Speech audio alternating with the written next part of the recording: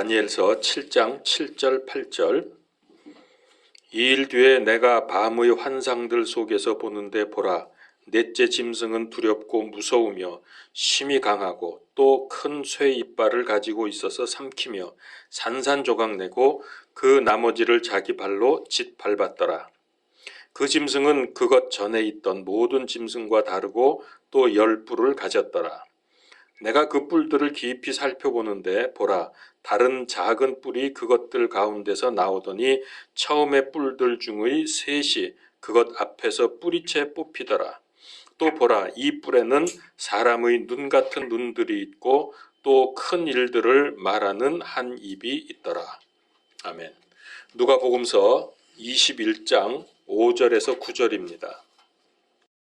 어떤 이들이 성전을 가리키며 그것이 좋은 돌과 예물로 꾸며진 것을 말하며 그분께서 이르시되, 너희가 보는 이것들로 말하건대 날들이 이르리니 그때 돌 하나도 다른 돌 위에 남지 아니하고 다 무너지리라 하시매, 그들이 그분께 여쭈어 이르되, 선생님이여, 그런데 어느 때에 이런 일들이 있으리이까? 또 이런 일들이 일어날 때에 무슨 표적이 있으리이까 하니, 그분께서 이르시되, 너희가 속지 않도록 주의하라. 많은 사람이 내 이름으로 와서 내가 그리스도라 하며 때가 가까이 왔다 하리라. 그러므로 너희는 그들을 따라가지 말라.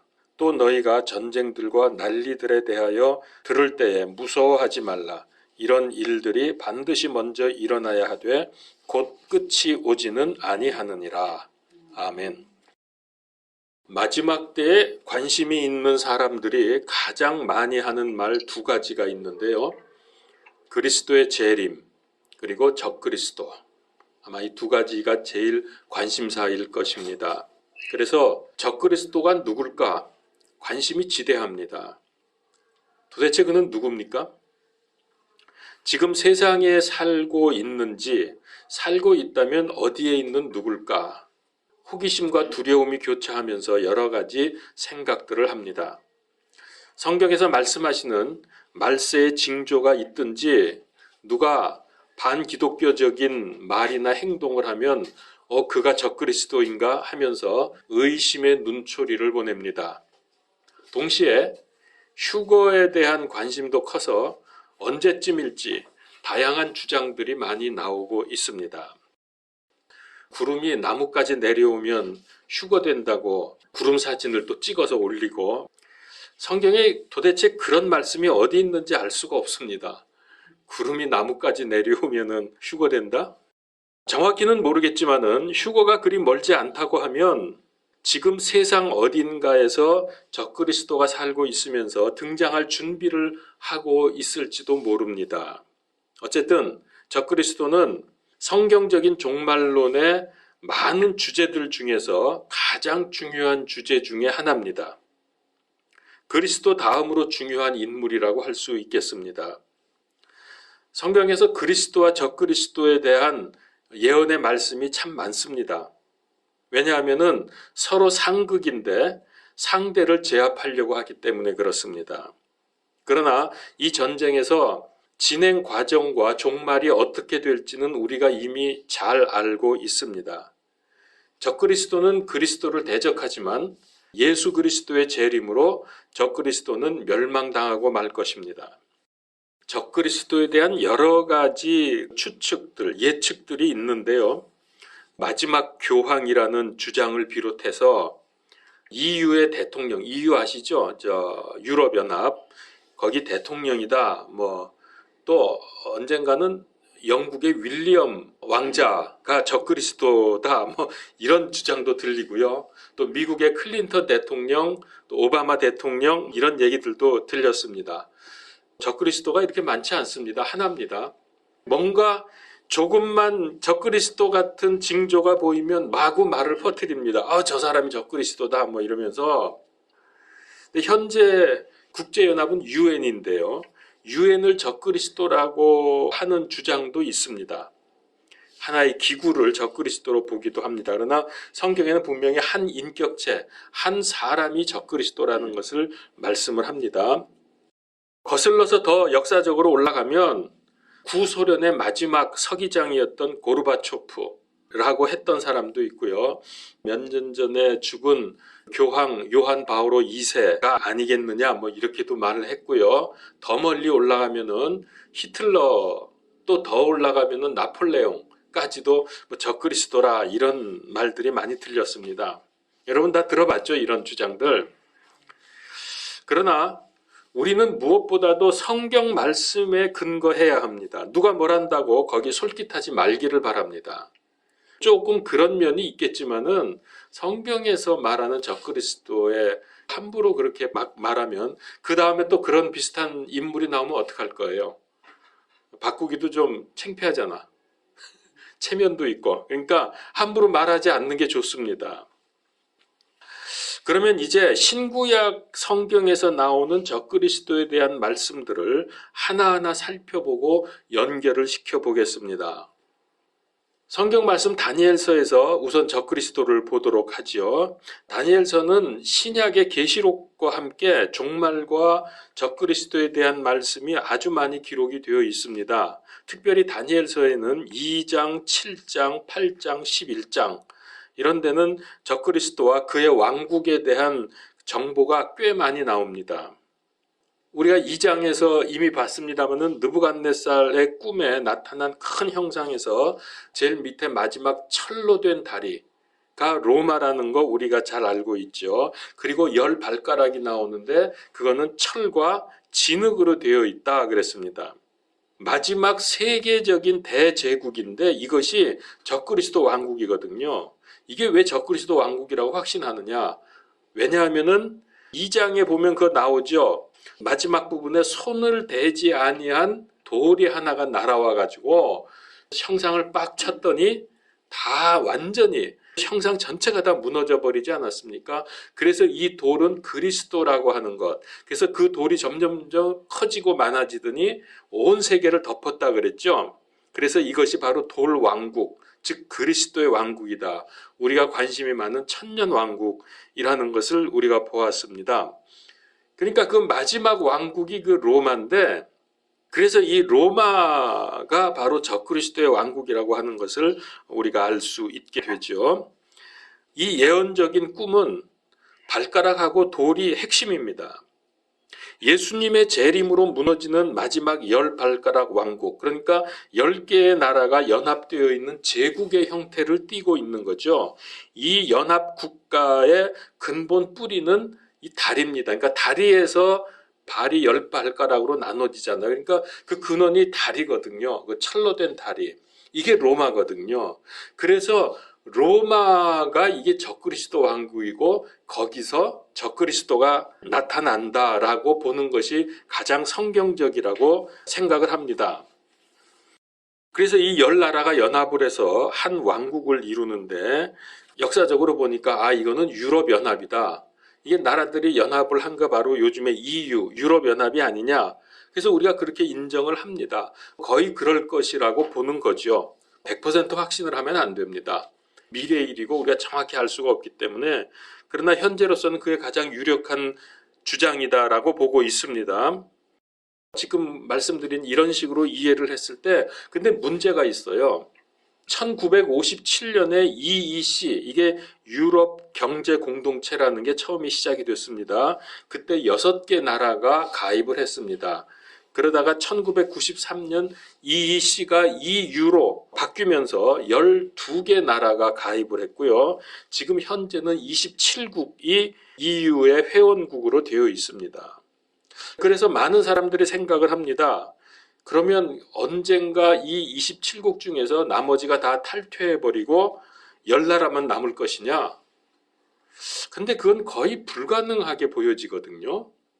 그렇게 많은 나라가 다 한데만 할 수 있겠지만은 불가능하다라고 보여집니다. 그래서 제가 지난주에도 잠깐 말씀드렸지만 저는 어떻게 생각하냐면은 이 많은 나라들이 나머지 10개만 빼고 다 탈퇴하는 게 아니라 그 많은 나라들 중에서 10나라가 두각을 나타내는 강력한 리더십을 발휘하는 10나라가 있을 것이다.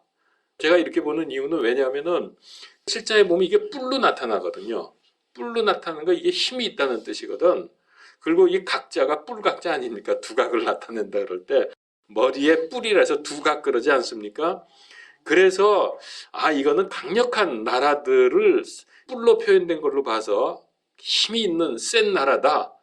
그렇게 볼 때 나머지 17나라가 다 탈퇴하는 것보다는 그럴 확률보다는 그 중에서 10나라가 굉장히 힘을 발휘할 거다. 근데 그 10나라 사이에서 하나가 튀어나올 거다. 적그리스도가. 왜냐하면 그 사이에서 작은 뿔이 하나 나온다 그랬잖아요.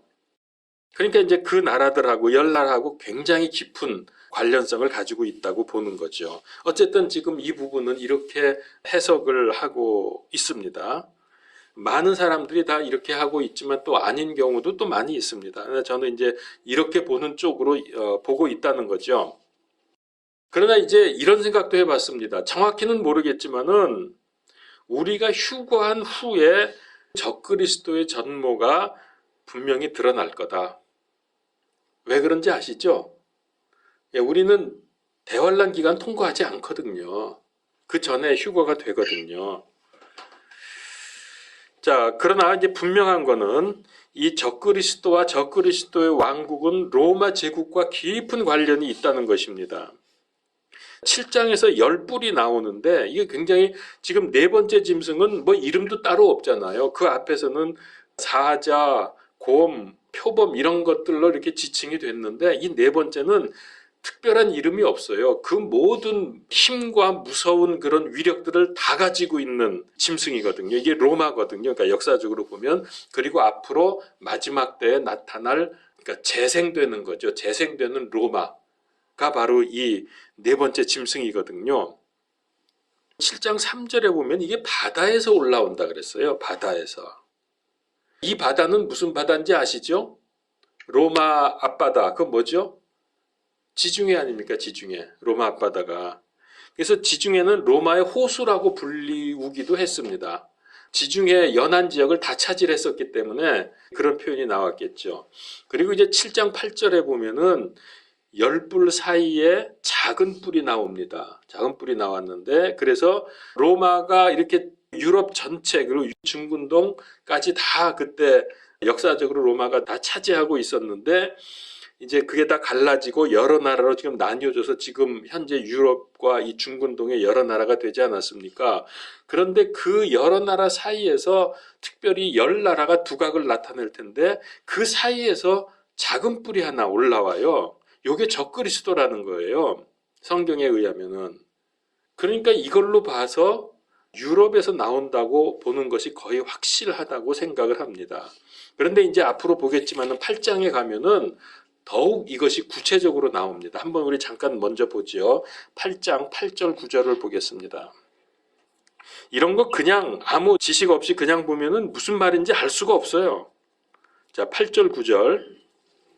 그러므로 숫염소가 심히 크게 되더니 그가 강성할 때 그 큰 뿔이 꺾이고 그것 대신 두드러진 뿔 넷이 하늘의 네 바람을 향해서 나서 올라오더라. 그 뿔들 중에 하나에서 또 작은 뿔 하나가 나서 남쪽과 동쪽과 또 그 기쁨의 땅을 향하여 심히 커지더니 그 뿔이 있었는데 그 사이에서 뿔이 여기서 또 하나 나오는 거예요. 그러면은 자 7장에서 말하는 나라들 중에서 두드러진 네 뿔이 올라왔다 그랬죠. 이거는 뭔지 이제 아실 수 있겠습니까? 알렉산더의 그 그리스 제국이 알렉산더가 죽은 후에 네 나라로 나눠지잖아요. 그러니까 7장에 있는 내용이 8장에서 다시 반복되는 거예요. 그런데 또 그 다음에도 또 반복이 돼요, 이게. 그러니까 이게 반복된다는 얘기는 굉장히 중요하다는 거고 이걸 통해서 마지막 때를 잘 준비하라는 뜻이고 그냥 반복되는 게 아니라 조금씩 계시가 많아져요. 새로운 계시들이 나와요. 그래서 우리가 이것들을 잘 봐야 된다는 겁니다. 자, 그런데 그래서 네 뿔은 바로 그 네 나라로 갈라지는 그것을 의미하고요. 그 다음에 그 중에서 한 작은 뿔이 하나가 나온다 그랬죠. 이게 적그리스도인 것이 바로 우리가 7장에서 우리가 봤고요. 자, 그런데 다시 11장으로 가게 되면은 이 네 나라 중에서 두 나라에 집중을 합니다. 성경이. 넷 중에서 둘에 집중을 해요. 남쪽 왕과 북쪽 왕 그렇게 표현이 되는데 이 두 나라가 전쟁을 합니다. 남쪽 나라와 북쪽 나라가. 자, 성경을 보죠. 11장 16절입니다. 그러나 그를 치려고 오는 자가 자기 뜻대로 행하리니 아무도 그 앞에 서지 못하리라. 이 북쪽 왕이 지금 남쪽을 향해서 전쟁을 하면서, 그러니까 네 장군이 나라 그 땅을 나누어 먹었는데 네 나라가 서로 싸우는 거예요. 그러니까 이게 인간의 타락한 모습이죠. 그렇게 넓은 땅들을 차지했으면서도 또 남의 거 빼앗아 가지고 먹으려고 끊임없는 전쟁을 벌이는 겁니다. 그래서 여기 지금 북쪽 왕이 남쪽으로 지금 밀고 내려오는 거예요. 또 그가 영화로운 땅에 서리니 그 땅이 그의 손으로 말미암아 소멸되리라. 여러분, 이 말씀을 이해해야 됩니다. 영화로운 땅에 선다 그래서 그 북쪽의 왕이 영화로운 땅에 섰는데 무슨 짓을 하느냐, 이게 소멸시키는 거예요. 영화로운 땅을. 쉽게 말하면 박살을 내버리는 겁니다. 이 영화로운 땅이 어디일까요? 어느 땅일까요? 당연히 이스라엘이죠. 가나안 이스라엘 땅. 거기를 완전히 그냥 박살을 내버리고 다 무너뜨려 버리는 거예요. 이 북쪽 왕이. 그러니 이게 이스라엘이 얼마나 이제 또 고통을 당할 것입니까? 또 31절로 가보세요. 군사들은 그의 편에 서서 견고한 성소를 더럽히며, 잘 보세요. 견고한 성소를 더럽힌다 그랬어요. 날마다 드리는 희생물을 제거하고 황폐하게 하는 가증한 것을 두리라. 요것도 북쪽 왕이 이게 하는 짓이거든요. 이 거룩한 성소, 이 견고한 성소는 어디일까요? 예루살렘 성전. 성소니까 성전을 말하겠죠. 거기서 날마다 드리는 희생물을 제거하고 하나님만 계시고 사람도 함부로 들어갈 수 없는 그곳에 그걸 다 제거시켜버리고 황폐하게 하는 가증한 것을, 즉 하나님을 신성모독하는 아주 악한 것을 거기다 갖다 둔다는 거예요. 하나님이 계시는 그곳에. 마지막 적그리스도에 대한 예언의 말씀이면서 이 시대에 있었던, 그러니까는 신구약 중간 시대에 있었던 지금 역사적인 사건인데, 그래서 이거를 여러분 기억하시죠? 이중 예언이라 그런다 그랬죠? 이중 예언한다 그랬죠, 성경은. 그러니까 처음 예언이 된 것이 역사적으로 한번 성취가 되고 그 다음에 마지막에 다시 한번 또 그런 일들이 벌어진다는 거예요. 우린 이중 예언의 중간에 지금 살고 있는 사람이거든요. 거의 끝부분이지만. 자, 여기까지 이해가 되셨죠?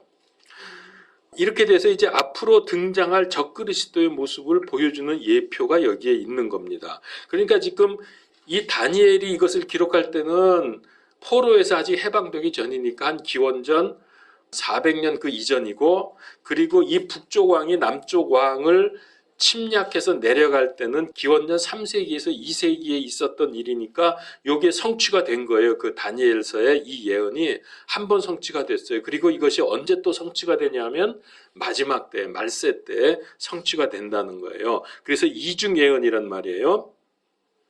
그러면 도대체 이런 이스라엘 가나안 땅을 완전히 파괴시키고 성전을 파괴하고 재물을 다 없애버리고 신성 모독하는 이 황폐케 하는 가증한 것을 성소, 지성소에다가 두는 이게 도대체 누구냐? 역사적으로 이게 누가 그랬냐? 그러니까 이게 지금 신구약 중간 시대에 이 일이 있었거든요. 이게 역사적으로 보게 되면은 이 일을 한 사람은 시리아, 그러니까 시리아가 중동 지역하고 저쪽, 약간 저 유럽 쪽하고 이렇게 해서 먹었던 그 나라가 시리아인데 그 나라의 왕이었습니다. 그 사람이 누구냐면은 안티오쿠스 에피파네스라고 하는 사람이었습니다. 이게 이제 적그리스도의 예표죠. 역사적으로 보면은 이 사람이 적그리스도의 예표인 것을 부정할 수 없습니다. 그래서 이 31절 사건은 마지막 때 있을 사건으로 다시 언급이 됩니다. 그게 12장 11절입니다. 보십시오. 다니엘서 12장 11절. 성경을 연결을 잘하면 보입니다.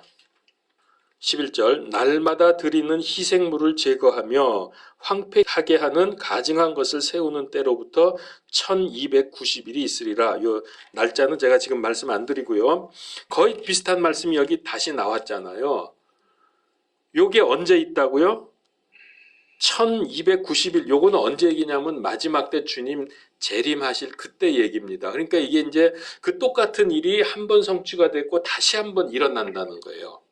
그러니까 안티오쿠스 에피파네스는 적그리스도라기보다는 적그리스도를 예표하는 인물이었고 이제 마지막 때에 와서 또 이런 짓을 할 거예요. 황폐케 하는 것을 성소에다가 올려놓고 그가 하나님이라고, 그게 결국 자기인데요. 그 하나님이라고 할 이 사람, 이게 이제 진짜 적그리스도죠. 이게 마지막 때라는 것이 분명한 게 지금 여기서도 나오지만은 예수님도 다니엘서의 말씀을 인용하시면서 마지막 때 적그리스도에게 적용을 시켰어요. 그러니까 너무나 확실하죠. 마태복음서 24장 15절 16절입니다. 그런즉 대언자 다니엘을 통해서 말씀하신 바, 그러니까 거기 걸 인용하는 겁니다. 지금 예수님이 황폐하게 하는 가증한 것이 거룩한 것에 선 것을 보거든 누구든지 읽는 자는 깨달을지어다. 그때 유대에 있는 자들은 산들로 도망할지어다. 이거를 인용해서 말씀하셨거든요. 그러니까 이건 분명히 말세 때 일이라는 게 너무나 확실해진 거예요. 자, 이상의 내용을 종합 정리를 해보면은 적그리스도는 어디서 나왔냐면은 바다에서 올라왔습니다. 바다. 그 지중해 아까 말씀드렸죠. 그러니까 지중해에서 올라왔으니까 그 지중해를 중심으로 한 그 로마 지역이라는 것이 여기서 드러나고요. 자, 그런데 EU, 지금 현재 유럽연합, 거기서 두각을 나타내는 10나라 사이에서 일어날 것입니다. 이 적그리스도가. 그런데 그리스 헬라가 네 나라로 나누어진 후에 북쪽 왕국 시리아 지역에서 내려오면서 이스라엘을 회파했기 때문에 성소와 이걸 다 무너뜨렸기 때문에 그 지역에서 적그리스도가 나타날 것이다. 왜냐하면 그게 거기에 안티오쿠스가 적그리스도의 예표인 게 확실해졌기 때문에, 그러니까 거기하고 시리아 지역하고 깊은 관계가 있을 거라는 거 우리가 알 수 있고, 그 다음에 또 하나 우리가 성경에서 알 수 있는 것은 혈통적으로는 누굴 것 같아요? 이 적그리스도가. 앞으로 나타날 적그리스도가 혈통적으로 어느 민족? 에돔? 어떻게 알았어요? 성전에 쓰려면은 유대인이 왜 유대인이냐? 이건 추측이 아니에요. 성경에 있어요. 한번 찾아봅시다. 요한복음 5장 43절. 이거 예수님이 예언의 말씀을 하신 겁니다. 요한복음 5장 43절. 예수님이 지금 유대인들에게 하시는 말씀이에요. 내가 내 아버지의 이름으로 왔는데 너희가 나를 받아들이지 아니하나. 안 받아들였죠? 예수님을 메시아로 인정 안 했죠? 만일 다른 자가 자기 이름으로 오면 너희가 그를 받아들이라. 유대인들이 받아들이는 다른 자가 누굴까요? 자기 이름으로 오는 다른 자가? 이게 적그리스도거든. 유대인들 중에서 나오는 거죠. 여러분, 또 이건 좀 이렇게 길어지는데 조금만 말씀을 드리면, 현재 유대인들이 하나님 잘 믿고 있습니까? 현재 저 살고 있는 유대인들이? 아니에요. 저것들 엄청 타락해 있어요. 그냥 지금 모여서 나라만 세워놨지 우리가 볼 때 이스라엘이라고 하나님의 선민이라고 볼 수 없을 정도로 타락해 있어요. 제가 지난번에도 말씀드렸지만 세계에서 최대 동성애 축제가 이스라엘에서 이루어지고요. 하나님 안 믿어요, 이것들이. 아주 극소수만 그러죠. 유대인들 이제 진짜 유대인 있고 가짜 유대인이 있어요. 지금 섞여 있거든. 그 왜 계시록에 보면은 가짜 유대인에 관한 그 얘기가 나와요. 지금 그거 안 하겠습니다. 하여튼 요한복음 5장 43절 이 말씀을 통해서 유대인들이 말이죠. 다른 자가 오면은 그를 영접할 거라서 그 메시아로 받아들인다는 얘기거든요. 예수님은 메시아로 인정을 안 하고. 그리고 또 한 가지 적그리스도의 정보를 우리가 찾을 수 있는데 그의 종교가 있을 거예요. 적그리스도는 천주교가 그의 종교입니다. 그렇게 말하는 이유는 계시록 17장 18절 보면은 짐승을 타고 나타나는 창녀가 있습니다. 여러분 아마 잘 아실 거예요. 그 보시면은 붉은 옷에 그냥 화려하게 입고 나오는 여자가 짐승을 타고 나타나거든요. 거기서 짐승은 적그리스도고 이 창녀가 누구냐? 그 타고 있는 창녀가 우리 전에 이거 얘기 한참 했었죠. 이게 천주교입니다. 지금 그거 다 증명할 수는 없어요. 시간이 없기 때문에. 자, 그래서 적그리스도가 태우고 있는 천주교, 그러니까는 천주교의 그 힘이 있잖아요. 천주교가 좀 세계적으로 장악하고 있는 힘이 있잖아요. 경제적으로도 그렇고 종교적으로도 그렇고 정치적으로도 그렇고 천주교는 세계를 좀 장악해 가고 있고 앞으로 점점 더 커질 겁니다. 점점 더 커지기 위해서 하는 일이 종교 통합 운동이거든. 그게 천주교가 중심이 되어 있거든요. 자, 이런 일들로 인해서 천주교가 세계를 장악하게 될 텐데 그거를 업고 있어요. 이 적그리스도가. 적그리스도가 그걸 태우고 있잖아요. 이 짐승이. 그러니까 이 짐승은 어떻게 돼요? 천주교를 이용하는 자입니다. 하여튼 그 정도만 얘기합시다. 거기는. 자, 물론 이제 우리는 적그리스도에 의해서 대환란이 시작되기 전에 우리는 휴거됩니다. 그때 우리 없는데 그 시대에는 없을 텐데 뭐 이거 열심히 배울 거 없지 않냐? 뭐 어떻게 보면 그건 또 맞아요. 뭐 그렇게 관심 가질 필요가 없어요. 그냥 우리는 올라가 버리면 끝이니까. 근데 잘 믿어야지 올라가지. 근데 이제 관심들은 많잖아요. 지금 우리는 무슨 시대에 살고 있어요? 은혜 시대. 예, 은혜 시대. 조금 더 정확히 말하면 은혜 경륜 시대. 그렇죠? 그 다음에 이제 그때는 대환란 시대고 우리는 지금 은혜 경륜 시대에 살고 있는데 어떻게 하면 우리는 믿음 생활을 성공할 수 있을까? 사실은 이게 중요하죠, 우리에게. 마지막 때에 나타나는 일반적이고 공통적인 현상이 있습니다. 그건 뭐냐면은 기독교회에 대한 핍박입니다. 이거는 마지막 때에 전 세계적으로 일어날 것입니다. 특별히 교회가 세속화되고 타락하게 되면 이 세상 사람들 그리고 세상 권력은 이걸 절대로 놓치지 않고 공격을 해야 됩니다. 교회가 저런다. 교회가 저 이상한 짓 한다 그러면서. 그러니까 사실보다도 더 과장하고 더 악랄하게 프레임을 씌워가지고 최대 공격을 해올 것입니다. 세상이 교회를 향해서. 역사적으로 하나님의 성전이 완전하게 철저하게 파괴된 적이 있습니다. 여러분 언제죠? 하나님의 성전이 아주 그냥 박살난 적이 있어요. 역사적으로. 로마 시대. 아까 우리 성경 읽었잖아요. 누가복음서. 그게 바로 그 얘기거든. 누가복음서 21장 5절에서 9절 아까 우리가 읽었거든요. 자, 유대인들이 포로에서 돌아와 가지고서 무너진 성전을 건축을 했는데 너무나 초라해서 솔로몬 성전을 보았던 노인들이 울었다 그랬어요. 그거에 비교하니까 너무 이거는 이제 구약에 나오는 얘기입니다. 자, 그런데 이때 이 지역 이스라엘 지역을 다스리던 왕이 누구냐 하면은 분봉왕이 누구냐면 에돔 족속 헤롯이었습니다. 헤롯이 여기를 유대 지역을 다스리고 있었거든요. 그리고 그 지역을 다스리는 로마에서 파견된 총독이 누구죠? 예수님 시대 로마 총독이 빌라도, 본디오 빌라도. 그런데 이 헤롯은 에돔 족속이기 때문에 유대인들이 그의 말 듣기를 싫어하는 거예요. 우리가 왜 이방인의 말을 듣느냐? 그래가지고 자꾸 데모하고 반대를 하기 때문에 이 헤롯이 다스리기가 굉장히 힘들었습니다. 그리고 자꾸 그런 반란이 일어나면은 로마한테 미움을 받아서 왕에서 잘릴 수가 있거든요. 그러니까 이제 헤롯이 생각하기를 어떻게 하면은 이 유대인들의 환심을 사가지고 내가 잘 다스릴 수 있을까 고민을 하다가 유대인들이 제일 좋아하는 게 뭐라고요? 성전. 그들은 성전이 인생의 최우선이에요.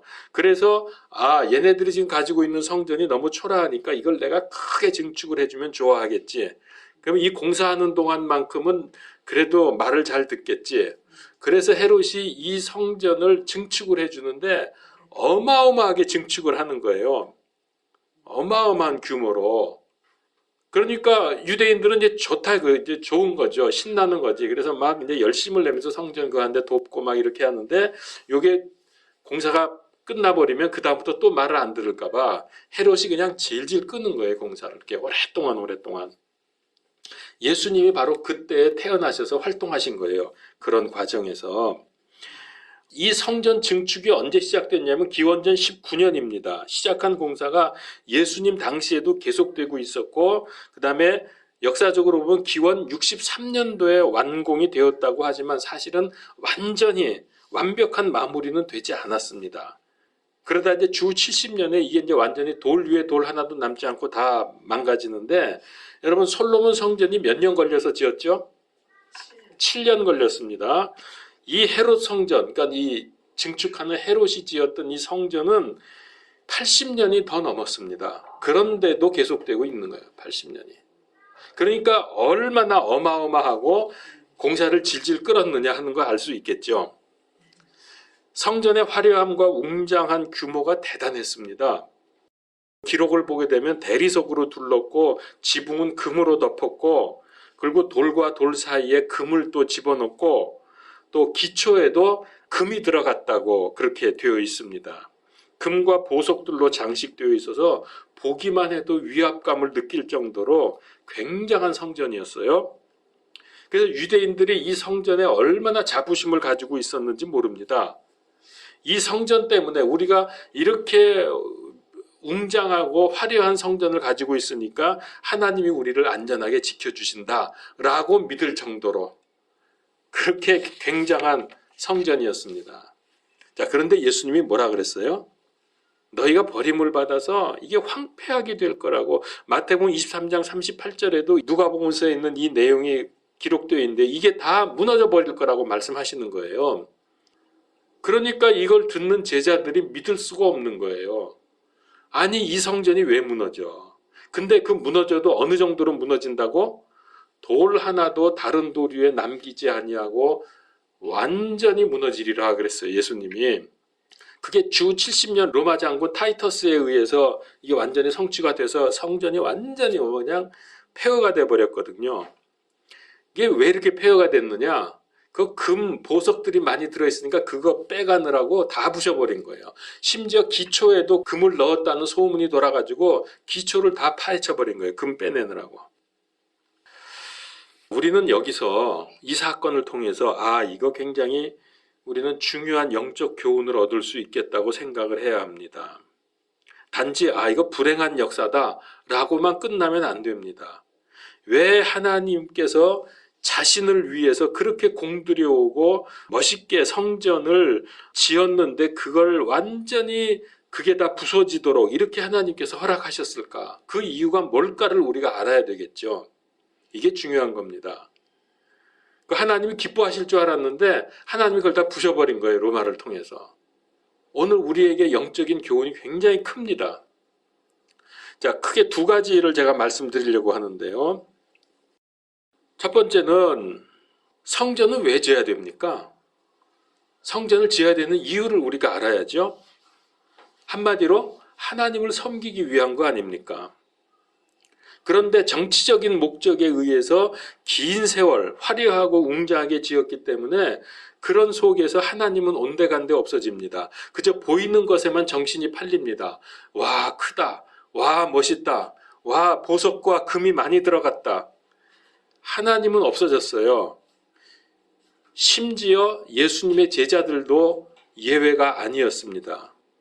마태복음 24장 1절에 보면은 제자들도 예수님한테 저 성전 좀 보세요 그러면서 흥분해 있는 모습을 보여줍니다. 하나님이 없어졌다는 거죠. 여러분, 우리는 어떻습니까? 현대 교회들, 적지 않은 교회들이 큰 건물, 비싼 재료, 화려한 장식, 내장 이런 데 관심을 둡니다. 그래서 수십억짜리의 건물들이 얼마나 우리나라 교회들이 많습니까? 그렇게 해서 져놓고 은행빚 내고 다 이렇게 해서 막 헌금 강요하고 해서 이렇게 지어놨는데 요즘에 코로나 바이러스로 인해서 지금 못 모이고 이렇게 잘 안 되니까 이 은행빚 내서 지어놓은 교회들이 참 몹시 힘들어졌습니다. 지금 이런 얘기들이 엄청나게 많이 들려와요. 교회마다 지금 난리가 났습니다.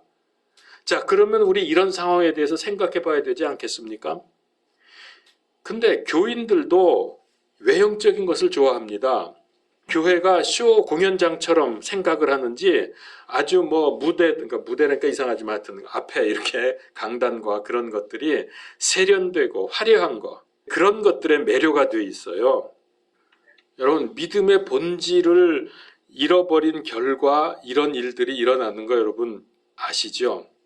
왜 자꾸 눈에 보이는 거에다 그렇게 아까운 헌금, 돈들을 다 쏟아 붓습니까? 만일 우리가 하나님을 섬기고 또 복음의 훈련만 받을 수 있다고 하면 건물은 전혀 문제가 되지 않습니다. 하나님이 원하시는 것은 화려한 건물, 많은 군중, 세련된 행사, 그런 게 아닙니다. 하나님은 그런 걸 찾으시는 게 아니라 하나님이 찾으시는 사람이 따로 있습니다. 요한복음 4장 23절에 참되게 경배하는 자들이 영과 진리로 아버지께 경배할 때가 오나니 곧 지금이라. 이는 아버지께서 자기에게 그렇게 경배하는 자들을 찾으시기 때문이라. 하나님은 영이시니 그분께 경배하는 자는 반드시 영과 진리로 그분께 경배할지니라. 이런 사람을 찾으시죠. 건물이 어떻고 위치가 어떻고 또 뭐 그런 얘기도 하더라고. 교회는 목이 좋아야 된다고. 그래야 많이 모인대나? 맞겠죠. 교통 좋고 사람 많이 왕래하는 데 있으면은 뭐. 근데 하나님은 그런 걸 찾는 게 아니라 누구를 찾는다고요? 오다 가다 그냥 여기 교회 있군 한번 들어가자 이렇게 해서 많이 모이는 군중이 아니라 하나님을 영과 진리로 경배하는 자, 그런 사람을 찾으신다 그래서. 그러니까 또 다시 말하면 하나님은 우리의 마음을 원하시는 거예요. 다른 게 아니라 내 마음을 달라는 거예요.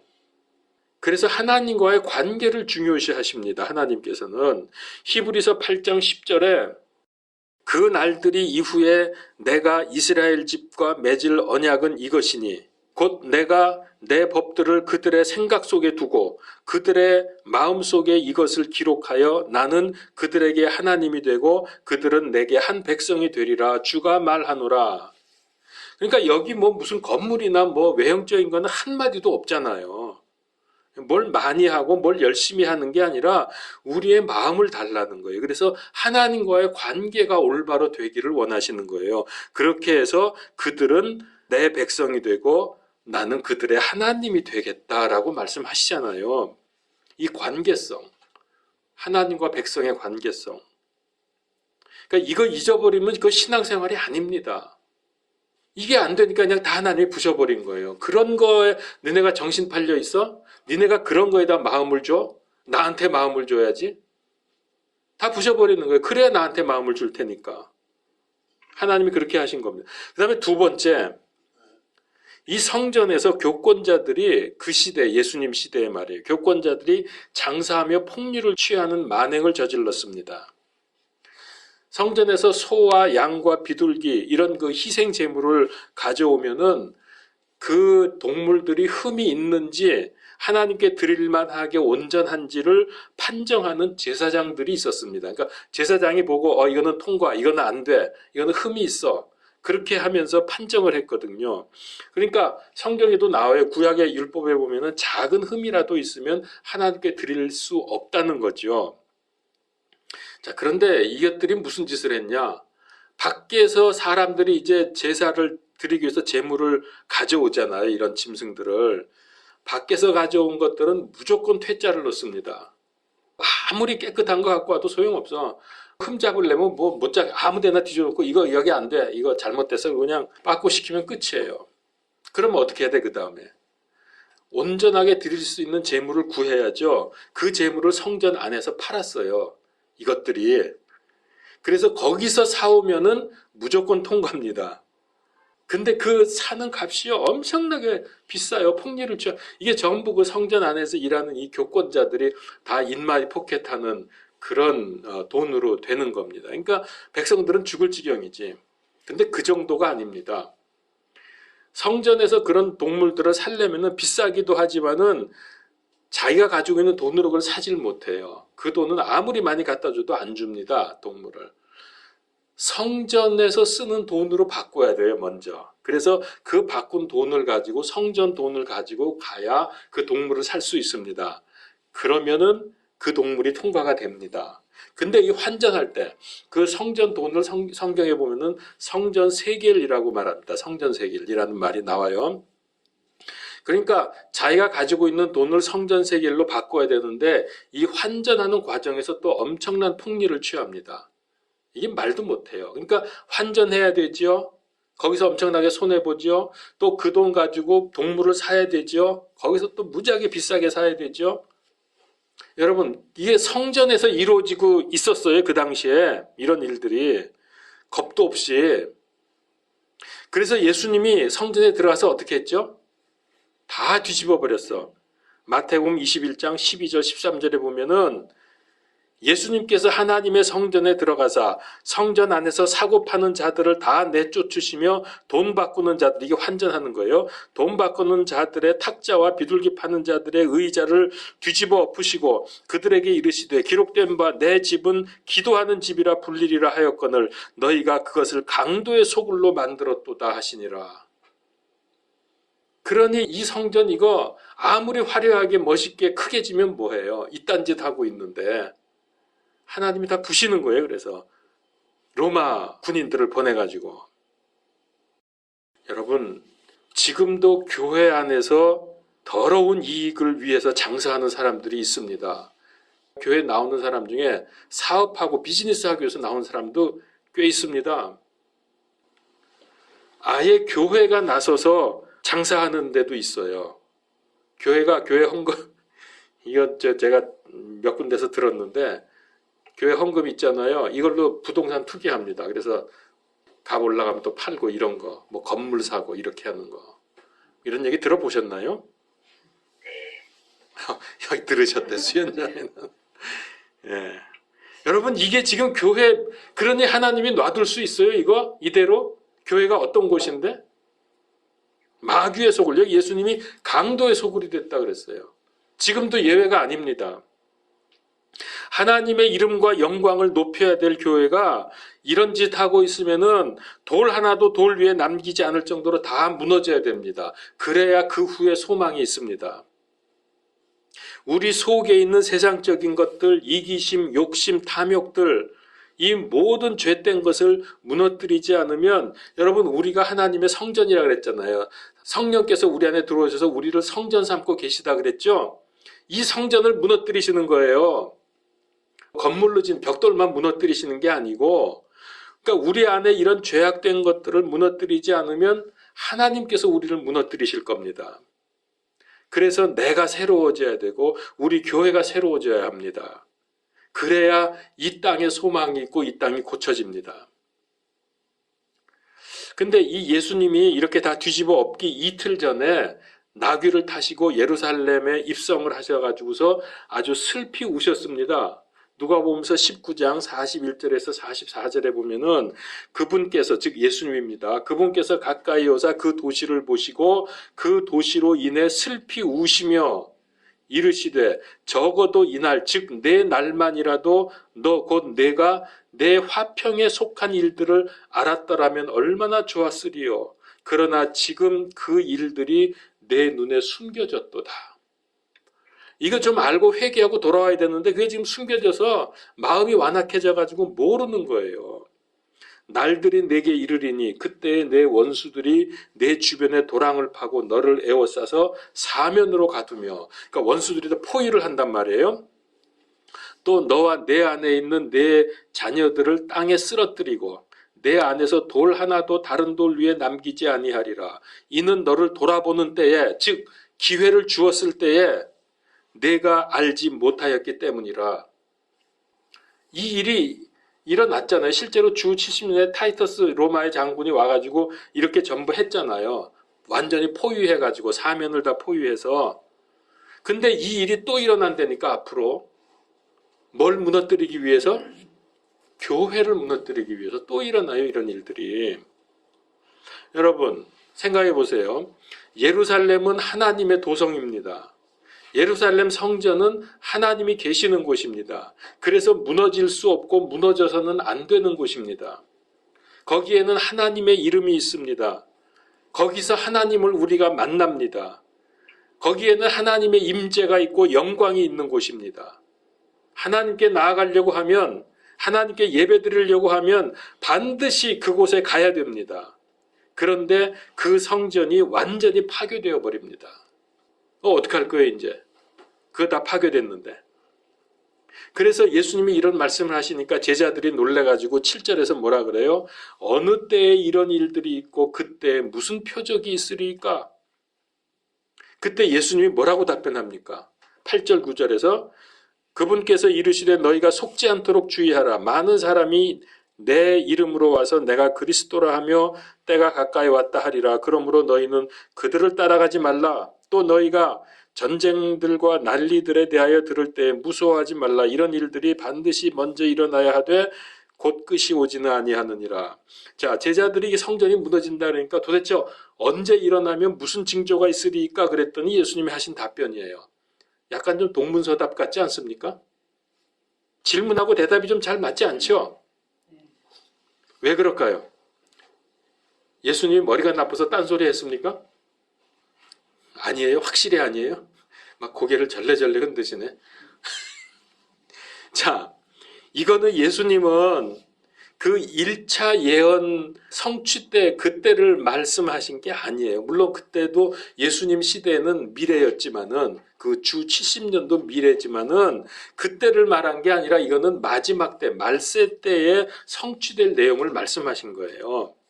그러니까 얼뜻 보면 동문서답하신 것 같지만 자세히 보면은 이게 얼마나 우리에게 중요한 말씀을 하고 있는지 너희들 제대로 정신 안 차리고 제대로 믿음 생활 안 하면 다 무너진다.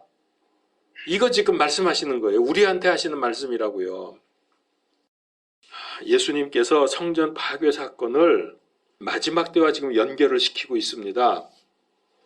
마지막 때를 사는 우리는 성전 파괴 사건에서 중요한 교훈을 얻어야 된다는 뜻입니다. 지금 우리 시대를 향해서 하신 말씀이기 때문에 왜 성전이 무너지고 교회가 무너지는 이런 일을 하나님께서 허용하십니까? 저는 아까도 말씀드렸죠. 우리 교회가 지금 회개하고 돌아오지 않고 이렇게 세속화되고 이상한 짓들 계속하고 정신 못 차리고 있으면 분명히 하나님께서 성전 무너뜨리신 것처럼 교회도 무너뜨리실 것을 저는 보고 있어요. 그런데 그 징조가 지금 보입니다. 오늘날 교회들이 이 바이러스 문제로 많은 고통을 당하고 있습니다. 그런데 여러분 보세요. 그때 여기 저 광화문에 차벽 세워가지고서 절대로 거기 아무도 못 들어가게 했을 때 놀이공원, 식당, 백화점은 미어 터졌다 그랬습니다. 거기는 바이러스 없나요? 방역한다고 하면서 왜 광화문만 못 들어가게 해요? 여러 가지 우리가 뭐 정치적인 이유 뭐 많은 얘기를 하겠지만은 근본적인 이유는 영적으로 보게 되면 교회의 타락 때문입니다. 교회가 타락해서 여기서 지금 돌이키기 위해서 하나님께서 지금 말씀하고 있어. 너희들 좀 돌아와라. 거기서 계속 있으면 안 된다. 교회답지 못한 교회가 너무 많기 때문에 그래서 돌아오라고 지금 말씀하시는 게 지금 이 코로나 바이러스고 지금 일어나는 일들입니다. 그러니까 교회는 딴 생각하면 안 돼. 지금은 영적인 교훈을 여기서 받아야 돼요. 아, 우리가 지금 회개하고 돌아갈 때다. 안 그러면은 예루살렘 성전이 무너졌던 것처럼 우리도 완전히 박살나겠구나. 여기서 지금 돌이켜야 돼요. 기회를 주셨을 때. 지금 이거 가지고 맞냐 틀리냐, 문재인이가 잘했냐 못했냐, 이거 지금 우리나라 피 터지게 싸우고 있는데 유튜브 보면 엄청나게 많이 말하고 있는데 여러분 지금 우리는 그거 볼 때가 아닙니다. 내 자신을 보고 우리 교회를 봐야 돼요.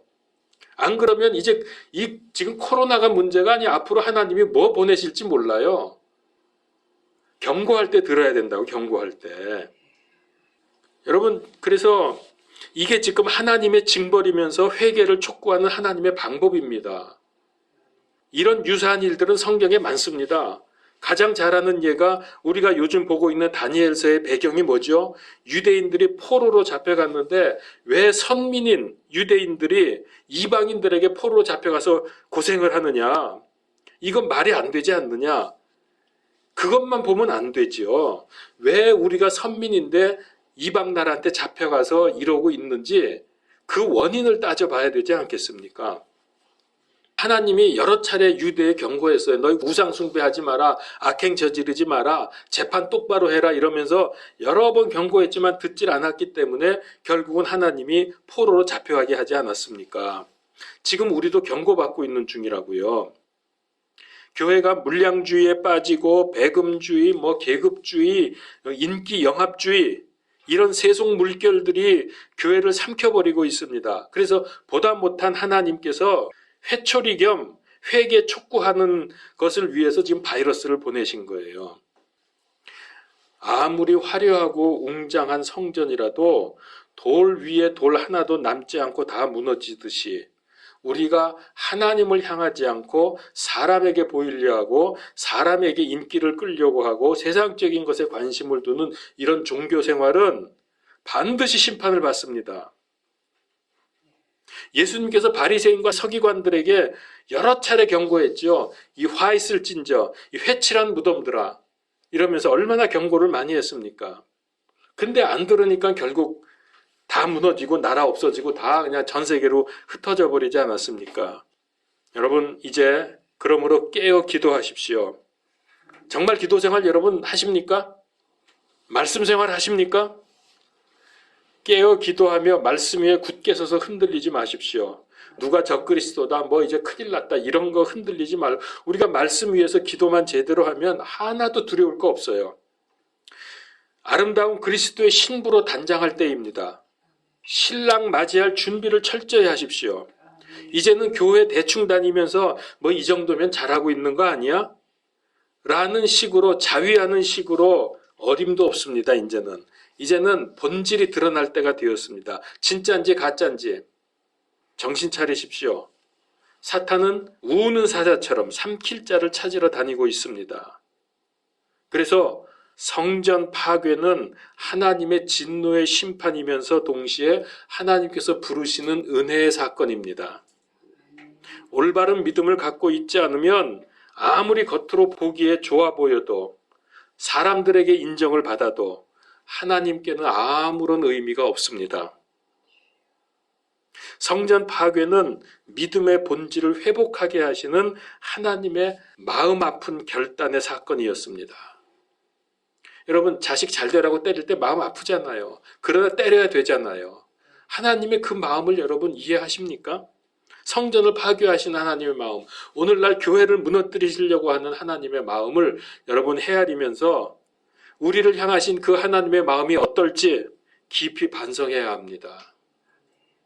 기도하겠습니다. 주의 은혜를 감사합니다. 우리가 이렇게 세상이 흉흉하고 어려울 때에 교회가 바로 서야 하는데 교회마저 무너지고 세속화에 휩쓸려 떠내려가는 이런 세상에서 주님께서 우리에게 경고하시기 위해서 세상의 것을 동원해서 바이러스를 보내고 여러 가지 장마와 태풍과 메뚜기와 이런 것들을 보내시고 계시는데 우리가 지금 돌이키지 아니하면 소망이 없는 줄을 믿습니다. 아버지, 완전히 파괴되기 전에 주 앞에 돌이켜서 새로운 믿음으로, 올바른 믿음으로 세워져서 쓰임받는 하나님의 일꾼들이 되게 하여 주옵소서. 이 땅의 교회들이 믿음으로, 올바른 복음으로 일어나게 하여 주시옵소서. 예수 그리스도 이름으로 기도하옵나이다. 아멘.